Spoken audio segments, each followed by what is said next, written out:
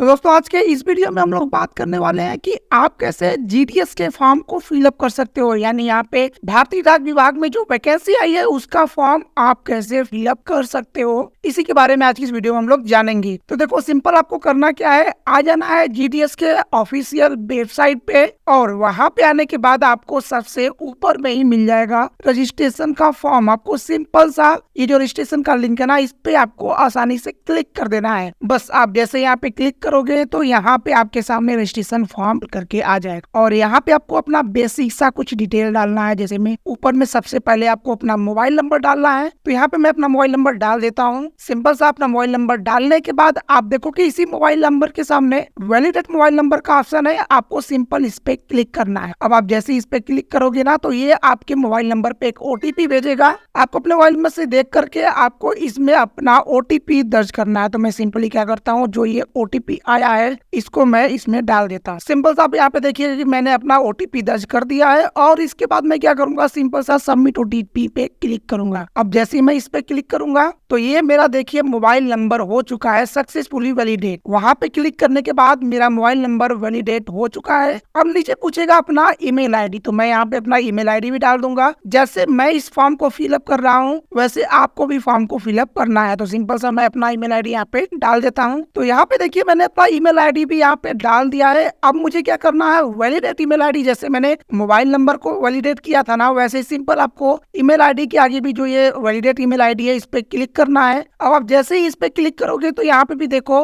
आपसे ओटीपी मांगेगा, तो आप अपने ईमेल आईडी पे जाइए, वहां आपको एक ईमेल आईडी पे एक ओटीपी मिलेगा। आपको सिंपल वो ओटीपी देख करके यहाँ डाल देना है। तो यहाँ देखिए कि मैंने अपना जो ओटीपी है वो यहाँ पे दर्ज कर दिया है और सिंपल सा मैं यहाँ पे करूंगा सबमिट ओटीपी पे क्लिक। अब जैसे ही मैंने सबमिट ओटीपी पे क्लिक किया, अब देखिए मेरा मोबाइल नंबर और ईमेल आईडी दोनों ही वैलिडेट हो गया है। इसके नीचे मुझे अपना नाम फिल करना है, तो जो भी मेरा 10वीं का रिजल्ट होगा ना उस पे जो नाम मेरा लिखा होगा उसी को मैं पूरा का पूरा यहाँ पे लिखने वाला हूँ। तो आप भी इसको ध्यान दीजिएगा कि आप जो नाम यहाँ पे लिखेंगे वो 10वीं के रिजल्ट पे लिखा हुआ होना चाहिए। सिंपल सा, तो मैं क्या करता हूँ यहाँ पे सिंपल सा डाल देता हूँ। सिंपल सा मैंने अपना पूरा नाम यहाँ पे फिलअप कर दिया है। मैं इतना ही नाम यूज करता हूँ तो मैं इतना ही नाम लिखूंगा, कोई टाइटल वगैरह यूज नहीं करता, इसलिए मैं यहाँ पे टाइटल नहीं यूज करने वाला। अब इसके बाद नीचे भरना है आपको अपने पिताजी का नाम, तो मैं भी अपने पिताजी का नाम यहाँ पे भर देता हूँ। वो भी जो ऐसा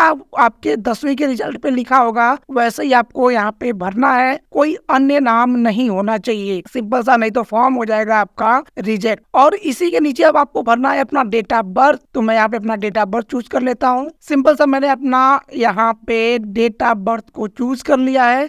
इसी प्रकार से आपको भी भरना है अपना date of birth. Date of birth fill करने के बाद नीचे आपको मिलेगा एक ऑप्शन जेंडर चूज करने का, तो आपको यहाँ पे चूज कर लेना है कि आप मेल हो या ट्रांसजेंडर हो। तो मैं यहाँ पे मेल को चूज कर ले रहा हूँ और उसके नीचे का जो बॉक्स है ना इसमें अगर आप ट्रांसजेंडर हो तभी आपको फिल करना है, अन्यथा आपको इस फिल नहीं करना है। और उसी के नीचे आपको मिल जाता है कम्युनिटी। तो कम्युनिटी का मतलब यह है कि आप ओबीसी हो, एसटी एससी हो या जनरल हो, क्या हो, आप यहाँ से चूज कर लो। तो मैं यहाँ पे हूँ ओबीसी, तो मैं ओबीसी चूज कर लेता हूँ। और इसी के नीचे आपको एक ऑप्शन मिल जाता है सर्कल विद सेकेंडरी स्कूल पास, यानी आप किस जगह से अपना हाई स्कूल पास आउट हो वो आपको चूज करना है। तो मैं यहाँ पे चूज करूंगा उत्तर प्रदेश। क्यों करूंगा, क्योंकि मैं उत्तर प्रदेश से ही पास आउट हूँ अपना 10वीं। अगर आप तेलंगाना, हरियाणा, दिल्ली कहीं से भी अदर जगह से आप पास आउट हो तो आपको चूज कर सकते हो। मैं यहाँ पे चूज करने वाला हूँ उत्तर सा। और उसके बाद नीचे लिखा हुआ है कि आप 10वीं कब के पास आउट। आपको ये चीज को ध्यान देना है कि आपने 10वीं कब पास आउट किया था, ये आपके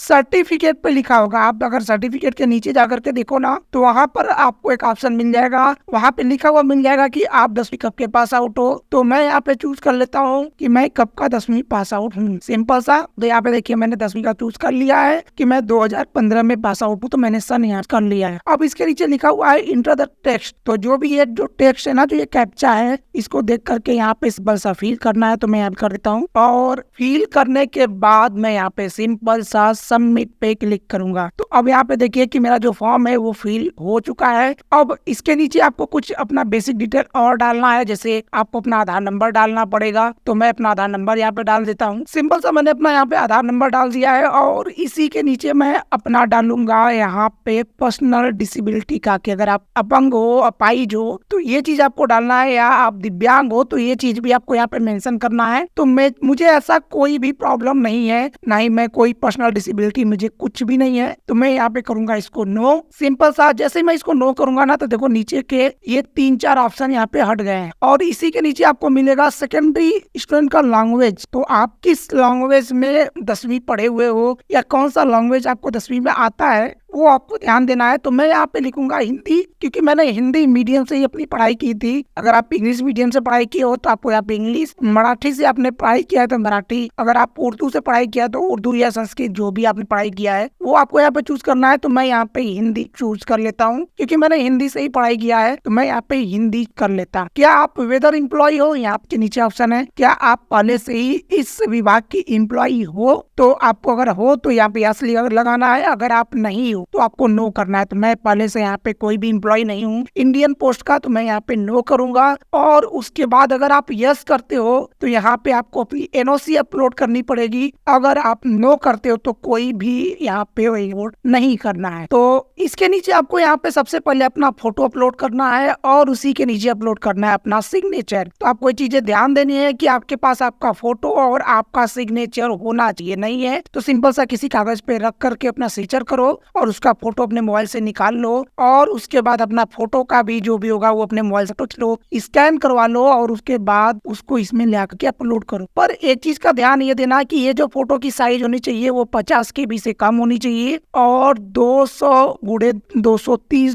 पिक्सल्स का ही होना चाहिए। सिंपल सा जो इसने साइज दे रखा है ना उसी के हिसाब से होना चाहिए, और 50 KB से कम का होना चाहिए। और सिंपल सा नीचे देखोगे जो आपका सिग्नेचर होगा वो 20 KB से कम का होना चाहिए। तो सिंपल सा मैं अपना जो इमेज है इसको अपलोड करता हूँ। तो इमेज को अपलोड करने के लिए सिंपल आपको यहाँ पे चूज फाइल पे क्लिक करना होगा। मैं सिंपल इस पे क्लिक करूंगा, और जहां भी आपने अपने लैपटॉप कंप्यूटर में जहां भी आपने अपना इमेज रखा हुआ है उसको आपको सिलेक्ट करना है। तो मैं सिंपल सा चला जाऊंगा अपने उस ऑप्शन पे जहाँ पे मैंने अपना इमेज रखा हुआ है, उस फोल्डर में जाने के बाद मैं अपना एक इमेज चूज कर लूंगा जो मेरे साइज होगा। तो यहाँ पे देखिए कि मेरा जो इमेज है वो 30 KB का है। मैं सिंपल इस पे क्लिक करूंगा और ओपन पे क्लिक कर दूंगा, तो यहाँ मेरा आ जाएगा। अब उसके नीचे मुझे अपना सिग्नेचर अपलोड करना है, तो मैं सिंपल सा वही फॉर्मूला अपनाऊंगा, चूज फाइल पे करूंगा और आ जाऊंगा इसके नीचे, इसको करूंगा लार्ज आइकन, और मुझे यहाँ पे मेरा सिग्नेचर देखने को मिल जाएगा जो कि है 13 KB का। तो मैं सिंपल इस पे क्लिक करूंगा और इसको भी ओपन कर लूंगा। तो देखिए जो मेरा सिग्नेचर है वो भी यहाँ पे आ चुका है। मैं सिंपल सा इसको अपलोड करने के बाद मैं एक बार ऊपर अपना पूरा फॉर्म को देख लूंगा। पूरे फॉर्म को देखने के बाद मैं यहाँ पे इस पर सब क्लिक करूंगा। तो यहाँ पे देखिए कि मुझे एक बार जो अपना फॉर्म है वो बोल रहा है कि बार आप इसको देख लीजिए, पढ़ लीजिए क्या सारी चीजें सही है। अगर सही है तो ठीक, नहीं तो आप एक बार इसको एडिट कर लीजिए। इसके बाद आपका फॉर्म एडिट नहीं हो सकता। रेशनल फॉर्म जो है आपका वो कभी भी एडिट नहीं हो सकता। तो मैं सिंपल सा इसको देख लेता हूँ, मेरा सारी चीजें यहाँ पे सही है। मैं उसके बाद यहाँ पे इस छोटे से बॉक्स में क्लिक करूंगा और उसके बाद यहाँ पे सबमिट पे क्लिक। अब जैसे ही मैं सबमिट पे क्लिक करूंगा तो देखो मुझे यहाँ पे रजिस्ट्रेशन नंबर यहाँ पे मिल चुका है। मैं इसको कॉपी कर लूंगा और आपका जो ईमेल आईडी और मोबाइल नंबर होगा ना उस पे भी एक आसानी से आपको मैसेज के थ्रू मिल जाएगा। तो आप चिंता मत करिए कि अगर आपसे खो जाता है तो कहाँ जाएगा। तो ये आपके ईमेल आईडी और मोबाइल नंबर पे मैसेज थ्रू आपको मिल जाएगा। सिंपल सा इसको एक बार कॉपी करिए। कॉपी करने के बाद कंटिन्यू अप्लाई पे क्लिक। अब आप जैसे ही कंटिन्यू पे क्लिक करेंगे ना तो यहाँ पे देखिए अब आपसे आपका रजिस्ट्रेशन नंबर यहाँ पे हो जाएगा और नीचे आपसे आपका सर्कल पूछेगा। सर्कल का मतलब कि आप कहाँ से अप्लाई करना, आप किस जगह से अप्लाई करना चाहते हो। तो मैं अप्लाई करना चाहता हूँ इसको उत्तर प्रदेश से। आप अगर दिल्ली से करना चाहते हो तो दिल्ली से, और हरियाणा से करना चाहते हो तो हरियाणा से। बस एक चीज का आपको ध्यान देना है, ध्यान ये देना है कि आप जहां से भी अप्लाई करोगे वहां का लोकल लैंग्वेज आपको आना चाहिए। ऐसा नहीं है कि वहां का लैंग्वेज आपको नहीं आ रहा है और आपने अप्लाई कर दिया तो वहां पे आप पूरी तरीके से रिजेक्ट हो जाने वाले हो। तो आपको ये चीज का ध्यान देना है। तो उत्तर प्रदेश में चाहिए मुझे हिंदी, तो मैं हिंदी के थ्रू ही जाना चाहता हूँ, इसलिए मैं उत्तर प्रदेश को करना और उसके बाद मैं करूंगा यहाँ से सबमिट पे क्लिक। सिंपल सा। तो इसके बाद आपके मोबाइल नंबर पे एक OTP आएगा, आपको सिंपल इसको यहाँ पे भर देना है। आया। तो मैं क्या करता हूँ, देख लेता हूँ अपना ओटीपी और इसको मैं यहाँ पे भर देता हूँ। मैं सिंपल क्या करता हूँ, अपना ओटीपी सिंपल सा आप देखिए कि मैंने अपना ओटीपी भर दिया है और यहाँ पे मुझे भरना है अपना कैप्चा। तो मैं यहाँ पे कैप्चा भी भर देता हूँ सिंपल सा, और कैप्चा भरने के बाद मैं यहाँ पे करूंगा नेक्स्ट पे क्लिक। अब जैसे मैं नेक्स्ट पे क्लिक करूंगा तो अब आप यहाँ पे देखो कि मुझे अपना पूरा एड्रेस फिल करना है। तो एड्रेस दो तरीके का होता है, एक होता है कम्युनिकेशन एड्रेस और एक होता है परमानेंट एड्रेस। तो जो कम्युनिकेशन एड्रेस होता है वो होता है कि आप इस समय जहाँ भी रह रहे हो, आपका घर उत्तर प्रदेश में और आप रहे हो दिल्ली में या आप रह रहे हो लखनऊ में, आप कहीं बाहर रह रहे हो, तो आपको वहाँ का एड्रेस कम्युनिकेशन एड्रेस में लिखना है। और एक होता है परमानेंट एड्रेस। परमानेंट एड्रेस वो होता है जहाँ आपका ओरिजिनल घर होता है, वो आपको वहाँ का एड्रेस डालता है। अगर आपका दोनों ही एड्रेस सेम है अभी के लिए, तो आप दोनों का एक को फिल करो और दूसरे की इस बॉक्स पे क्लिक कर दो, दोनों में सेम यहाँ पे एड्रेस फिल हो जाएगा। जैसे मैं अपना यहाँ पे हाउस नंबर 00 डाल देता हूँ कि मेरा हाउस नंबर मुझे अभी नहीं पता है, तो मैं यहाँ पे 00 डाल दूंगा। आपको अगर अपना हाउस नंबर पता करना है तो आप वहाँ पे अपने वोटर आईडी पर जाकर के देखो, वहाँ पे हाउस नंबर मेंशन होता है और उसको देख करके आप फिल कर। उसके बाद स्ट्रीट पूछ रहा है, स्ट्रीट यानी मोहल्ला आपका क्या है, तो आप अपने मोहल्ले को डाल दीजिए। जैसे मैं डाल देता हूँ सिंपल सा, मैंने यहाँ पे सारनाथ डाल दिया और इसके नीचे मैं अपना विलेज डाल दूंगा या सिटी डाल दूंगा, तो मैं विलेज डाल देता हूँ सिंपल सा। उसके नीचे मुझे पंचायत या डिस्ट्रिक्ट डालना है तो मैं डिस्ट्रिक्ट डाल देता हूँ। डिस्ट्रिक्ट डालने के बाद अब मैं अपना यहाँ पे नीचे पिन कोड डालूंगा, तो जो भी आपका एरिया का पिन कोड होगा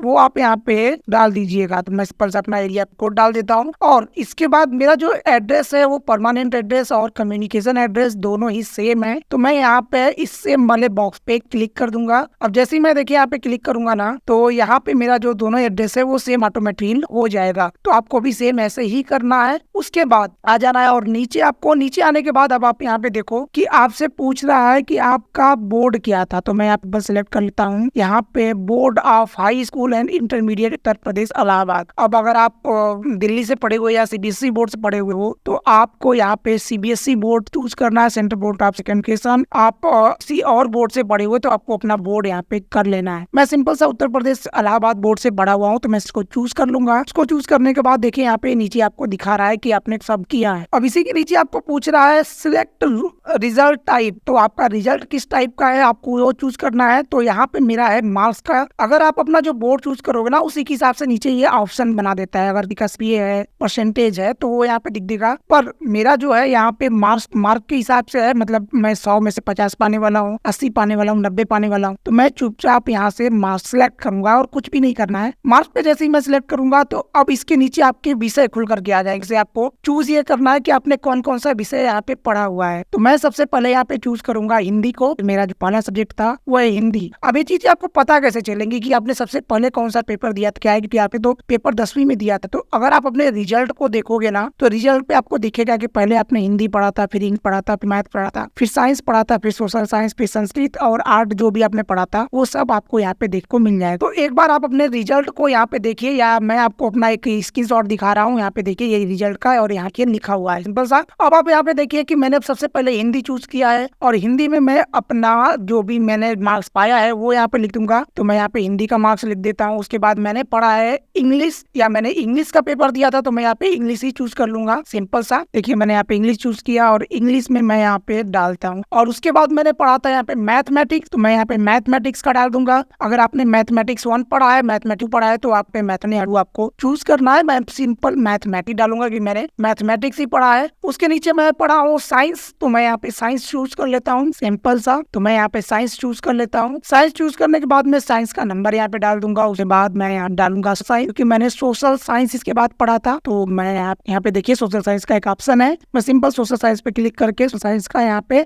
मार्क्स भी भरूंगा। तो आपने टोटल 100 मार्क्स में से जितना भी मार्क्स आपने पाया है वो आपको इसमें फिल करना है। और उसके नीचे आपको यहाँ पे अब डाल देना है कि आपने एडिशनल में कौन सा विषय पढ़ा था। जैसे मैंने संस्कृत पढ़ा था तो मैं यहाँ पे संस्कृत डालूंगा। अगर आपने यहाँ पे संस्कृत के अलावा आपने कला पढ़ा है, कला आप करो, जैसे ड्राइंग, आपने बंगाली भाषा पढ़ी है या बायोलॉजी, मतलब कुछ एक्स्ट्रा अगर आपने पढ़ा है तो वो आप यहाँ चूज कर सकते, क्योंकि ये मैनुअल ऑप्शनल होता है कि आप कौन सा विषय करना चाहते हो। तो मैंने यहाँ पे संस्कृत पढ़ा है तो मैं यहाँ संस्कृत संस्कृत को चूज कर लेता हूँ और चमक मार्क वो मैं यहाँ पे कर दे। सिंपल सा। तो देखिए मैंने संस्कृत का यहाँ पे भर दिया है। अब इसके नीचे आपको एक बॉक्स दिख रहा होगा, सिंपल सा। अगर आप इस पे क्लिक करते हो तो देखो आपके सामने ये बॉक्स भी ओपन हो जाए। तो ये चीजें तब भरनी है जैसे मान लीजिए आपने 10वीं में इतनी पढ़ाई करने के बाद आपने एक्स्ट्रा मैथमेटिक्स 1 पढ़ा है, एक्स्ट्रा मैथ फिर से पढ़ा आपने एक्स्ट्रा, फिर आपने इंग्लिश का अलग एग्जाम। अगर आपने इतना किया है तब तो आप इसको चूज करो। अगर आपने इतना नहीं किया है तो आप इसको आपको भरने की कोई जरूरत नहीं, आपको इसको भरना ही नहीं, सिंपल सा। और नीचे अगर आप यूपी बोर्ड से हो और आपने इस तरीके से फॉर्म को फिल किया है तो आपका जो स्कोर होगा वो सीजीपीए में नहीं बनेगा। तो आपको यहाँ पे कुछ भी नहीं डालना है, स्कोर वगैरह कुछ भी नहीं डालना है। जिसके बोर्ड में सीजीपीए का स्कोर चलता है वही इसमें डालेगा, जिसके में नहीं चलता वो नहीं, सिंपल सा। और उसके बाद आपको सिंपल सेव एंड कंटिन्यू के आगे बढ़े। तो इस वाले पेज पे आपको क्या करना है, सिंपल सा आपको यहाँ पे सिलेक्ट करना है, अपना सिलेक्ट करना है डिवीजन। आपने सर्कल तो पहले ही चूज कर लिया था कि आपको उत्तर प्रदेश से भरना है। अब उसके अंदर आपको डिवीजन सिलेक्ट करना है। डिवीजन इस प्रकार से सिलेक्ट करना है कि आप उत्तर प्रदेश में अपना फॉर्म किस जगह से भरना चाहते हो। आप आगरा से भरना चाहते हो, अयोध्या से भरना चाहते हो, आप इलाहाबाद से भरना चाहते हो, बरेली से भरना चाहते हो, कहाँ से भरना चाहते हो वो चीज को आपको चूज करना है। तो मैं क्या करूंगा, यहाँ पे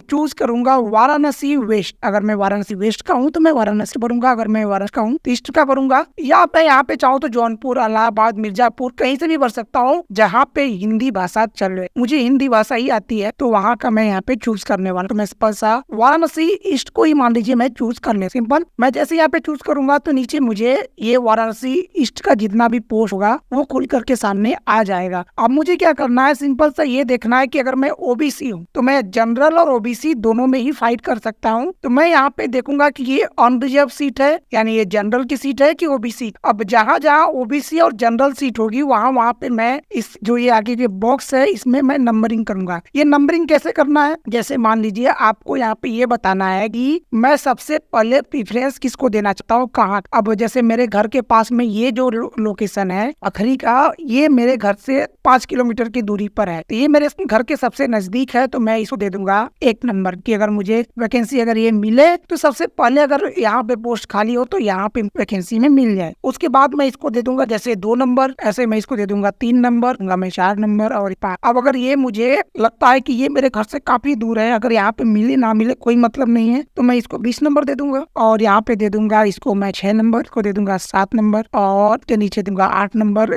और उसके बाद मैं चला जाऊंगा पेज नंबर 2 और यहाँ पे ऐसे ही दे दूंगा 10 नंबर। तो इसी प्रकार से जिस प्रकार से आप नंबरिंग भरोगे ना उसी प्रकार से आपको प्रेफरेंस मिलेगा। अब आपको ध्यान ये देना है कि आप कहाँ कहाँ पे फॉर्म अप्लाई कर, तो वो चीज का ध्यान दे दीजिएगा। और ये देख लीजिएगा कि ओबी है या ST/SC है, तो देखिए यहाँ पे ओबीसी है, ये जनरल है और ये ओबीसी। तो ST/SC का जहाँ रहेगा, अगर आप ओबीसी हो तो आप इसको मत भरिएगा, मैं पहले ही कर देता हूँ। और अगर आपको पूरी लिस्ट देखनी है एक साथ तो यहाँ पे देखिए डाउनलोड का एक ऑप्शन है, आप जैसे क्लिक करोगे तो आपको पूरा लिस्ट यहाँ पे डाउनलोड होकर सामने नहीं लगेगा। और आपको पहले से ही देख कर लो कि मुझे कौन सा कहाँ फिल करना है, उसके बाद आप नंबरिंग करो, ठीक है। सिंपल सा। तो मैं दे देता हूँ, जिसको देता हूँ इतना मैं भर देता हूँ और इसी प्रकार से सभी में मैं भर दूंगा, सिंपल सा। उसको भरने के बाद मैं आ जाऊंगा नीचे। अब यहाँ पे देखिए आपका सर्कल दिख रहा है, आपका सिलेक्ट डिवीजन भी दिख रहा है। उसके नीचे आपको डिक्लेयर करना पड़ेगा कि आपने जो चीजें चुनी है वो अपने हिसाब से ही चूज किया है। उतना करने के बाद आपको इस पे क्लिक करना है। जैसे आप करोगे अब इसको आप एक बार कागज पढ़ लीजिएगा, सिंपल सा। उसके बाद आप सेव प्रोसेस पे क्लिक करना है। जैसे आप पे क्लिक करते हो तो यहाँ पे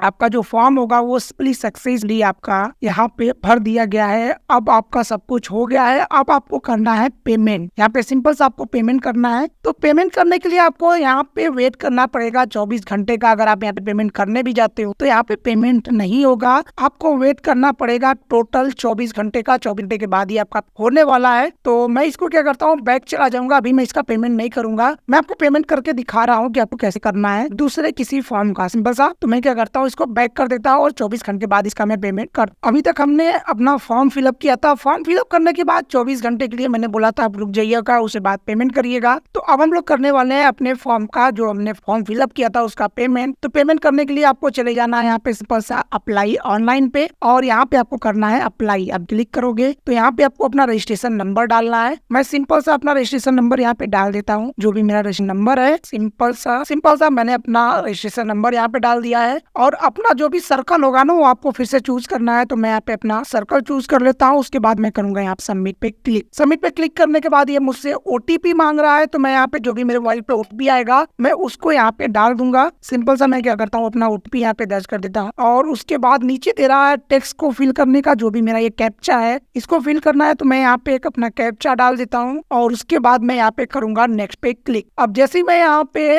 क्लिक करूंगा तो यहाँ पे लिखा कि मुझे फीस पेमेंट करना है और उसके बाद ओके करो। तो अब देखिए कि मुझे यहाँ पे अमाउंट जो पे करना है वो 100 रुपए का पे करना है और ये मेरा नाम यहाँ पे शो कर रहा है और यहाँ पे मेरा मोबाइल नंबर और रजिस्टर नंबर। हो सकता है बाय डिफॉल्ट आपको ना दिख रहा हो, सिक्योरिटी पर्पज से मैं आपको ये पूरा नाम मोबाइल नंबर नहीं दिखा सकता, ना ही रजिस्टर नंबर। बस आप इतना जानो कि आपको टोटल 100 रुपए का पेमेंट करना है। उसके बाद आप क्या करो, मेक पेमेंट पे क्लिक करो। अब जैसे मेक पेमेंट पे आप क्लिक करोगे तो आप आ जाओगे यहाँ पे दूसरे पेज पे जहाँ पे आपको पेमेंट करना है। तो आपको चूज करना है अपने बैंकिंग के थ्रू करना चाहते हो, क्रेडिट कार्ड डेबिट कार्ड के थ्रू आप पेमेंट करना चाहते हो या क्यूआर थ्रू आप पेमेंट करना चाहते हो। तो आप जिसके भी थ्रू पेमेंट करना चाहते हो आप यहाँ पे मेथड को चूज करो। मैं यहाँ पे चूज करने वाला हूँ क्यूआर के थ्रू, तो मैं यहाँ पे क्यूआर करूंगा और यहाँ पे दिया है सिलेक्ट योर क्यूआर, तो मैं यहाँ पे चूज कर लूंगा भीम यूपीआई। सिंपल सा मैं भीम यूपीआई को यूज करूंगा और यहाँ से अपना फोन पे मैं ओपन करूंगा या गूगल पे के थ्रू और यहाँ पे मैं करूंगा मेक पेमेंट। और यहाँ पे जो जैसे ही मुझे क्यूआर कोड दिखेगा मैं अपने फोन पे गूगल पे इस क्यूआर कोड को स्कैन करके यहाँ पे मैं पेमेंट कर दूंगा। अभी देखो मैंने यहाँ पे पेमेंट कर दिया है। जैसे ही मेरे मोबाइल से यहाँ पे पेमेंट कटेगा ना और वैसे ही यहाँ पे भी पेमेंट हो जाएगा। पर पेमेंट मेरा यहाँ पे फेल्ड हो चुका है। हो सकता है मेरे बैंक के थ्रू कोई गड़बड़ी हुई हो, पर आप भी इसी प्रकार से अपना पेमेंट कर सकते हो। सिंपल सा